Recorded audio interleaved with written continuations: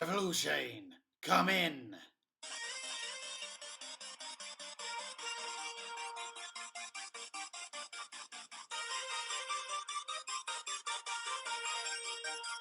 Revolution, come in.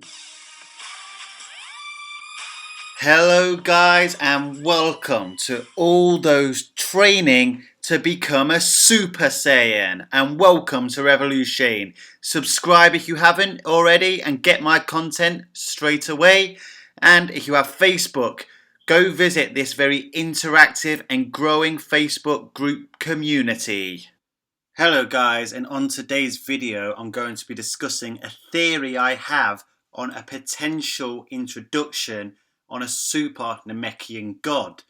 Now, I've been holding on to this theory for quite a long time, and I did intend to make this video quite a few weeks ago, but I chose to release my Zeno theory video, simply because he would probably exterminate me if I didn't. Anyway, I was watching Geekdom 101's channel, and he just dropped some content called Super Namekian God Explained. It's a very interesting video. If you're not subscribed to Geekdom, I suggest you do. He is, in my opinion, the best when it comes to accurate information regarding anything Dragon Ball. Anyway, what this video did was remind me about this theory I have had. So I felt pressed to make this video, despite the fact I've already dropped another video today. That's called Kaioshin's Explained. Go check that out. Anyway, I'll get a move on. Right, Super Namekian God. So basically, I'm going to cut to the chase. This theory revolves around Zarama, the god of the Dragon Balls. And although it's been no way implied in the Dragon Ball Super series so far, I believe there are a vast amount of connections you can make between balls and the Namekians. Now, obviously, we know that the Namekians originally brought the Dragon Balls to Earth, and the Dragon Balls on Earth comprise of Shenron, who grants wishes to anybody who collects the 7 Dragon Balls. And on planet Namek, they also have Dragon Balls, which comprise of Porunga, and he pretty much does the same. In fact, he is probably a more powerful version of Shenron.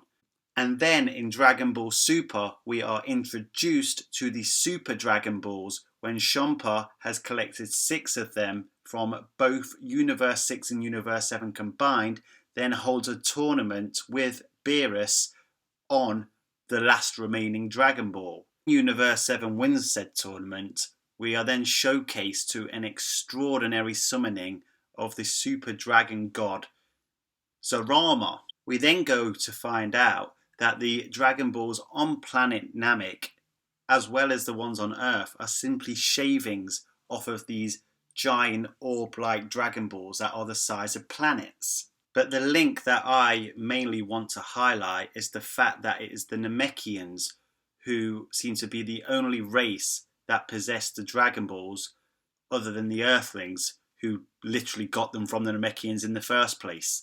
So that is the link I want to highlight and delve further into. Now, Earth's Dragon Balls were created by the Guardian of the Earth, Kami, and later recreated by the new Guardian of the Earth, Dende. The reason Dende had to recreate them was because Kami and Piccolo refused, which rendered the Dragon Balls inert. Anyway, what this suggests is that the Namekians within themselves have the power to install magic back into the Dragon Balls.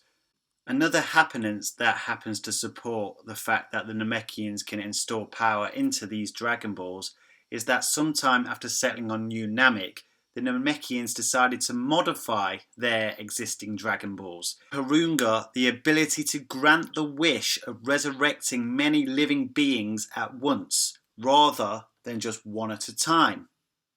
Now, that was done in reaction to their experiences of dealing with the Emperor Frieza. But as you can see, the Namekians have the power to alter the Dragon Balls. Now, as mentioned before, the Dragon Balls are just shavings off of the planetary-sized Dragon Balls called the Super Dragon Balls. And in the original Dragon Ball series, in an episode called The Legend of a Dragon, Master Roshi tells a popular legend about the origin of the Dragon Balls.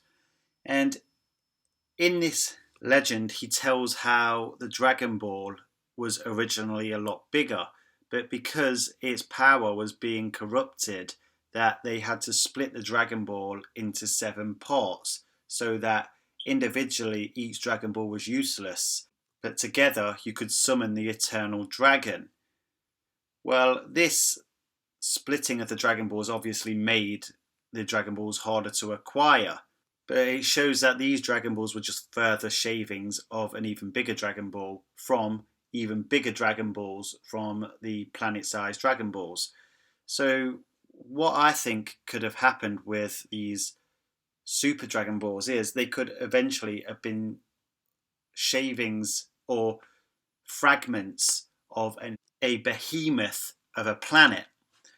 Now, what we know of the Namekians at the moment is they are practically almost extinct. Even before the arrival of Frieza on planet Namek, they were literally almost extinct. This is because of an enormous cataclysm that occurred on the planet, almost wiping out the entire population. And you have to think, with that cataclysm went a lot of knowledge or lore that the Namekians may have known. I mean, I know Elder Guru survived, but I'm sure he isn't all-knowing. Anyway, what my theory is that the Namekians' original planet from an extraordinarily long time ago was the accumulation of all the Super Dragon Balls. You know, that behemoth planet I was talking about. And this is why I believe that the Namekians may be able to install power into the Dragon Balls, because those Dragon Balls are actually part of their original planet. Now, if this was to be true, and remember guys, this is just a theory, it says it in the title, do not take this too literal, then their civilization may have been a lot stronger on this original planet. In fact, maybe all the beings on that planet could have been Super Namekians, other than the odd one like there is now, like Piccolo, or you could even say Lord Slug. So given that the Namekians put their powers into these Dragon Balls, what if some fragments of these Dragon Balls still contain the power of their early ancestors, who may have been more powerful? Now, Zarama is a god, so it goes on to suggest that God Ki is prevalent within the Super Dragon Balls at least. And obviously, if they are shavings from the Super Dragon Balls, also the Dragon Balls. Now, another thing that could support this theory is the fact that the Namekians also possess the Namekian Book of Legends. And to be able to own this book suggests that they are a very old civilization. So, as this book also has the knowledge of the Super Saiyan God, something that even the Saiyans themselves have long forgotten. So anyway, if these shavings do indeed possess God Ki, what if, say, a Namekian or a Super Namekian such as Piccolo was to somehow fuse with the Dragon Balls and soak up the God Ki within these Dragon Balls? Now this sounds pretty familiar, doesn't it? Because in Dragon Ball GT, Omega Shenron became more powerful when he absorbed the Dragon Balls. But one thing I will say is Dragon Ball Super has paid many homages to Dragon Ball GT, and I wouldn't be surprised if it continued in that fashion. So should it ever be required where Piccolo would have to power up to be able to compete with a character that is on the God tier level, if he absorbed the Dragon Balls per se and was able to access God Ki and then train himself up to become a strong warrior at God tier level, it would indeed be a great hack to get Piccolo to that tier. Now, if they do win this upcoming Tournament of Power, they could summon the dragon god Zarama, and maybe Zarama will reveal this information. But I think it's high time now that Piccolo got a power-up so he could become relevant again, because right now the fandom are crying out for someone other than the Saiyans to be the centre point of the story. So that's my theory, guys, that Piccolo will eventually find out that the Dragon Balls contain essence of God Ki from a long forgotten civilization of the Nameks, and he will in turn absorb or in some way fuse with the power of these Dragon Balls and gain such God Ki, and then go on from there to become extremely powerful and relevant again. A bit like a Mega Shenron, I know, but like I said, Super has lent from Dragon Ball GT time and time again. Anyway, guys, if you have any theories on how Namekians can gain access to godly ki, please, please, please comment in that comment section. I'll do my best to reply. I can't reply to everyone, but I will do my best. Smash that like button with a universe busting attack. And if you haven't subscribed to my channel yet, I cannot stress how much that would support me and my channel going forward. So please subscribe. I've got some great content coming on the way. And if you want access to that instantly, as soon as it's released, hit that subscribe button. Anyway, guys, if you stay calm in any vexing situation, no matter how angry you get, you will never, ever become a Super Saiyan.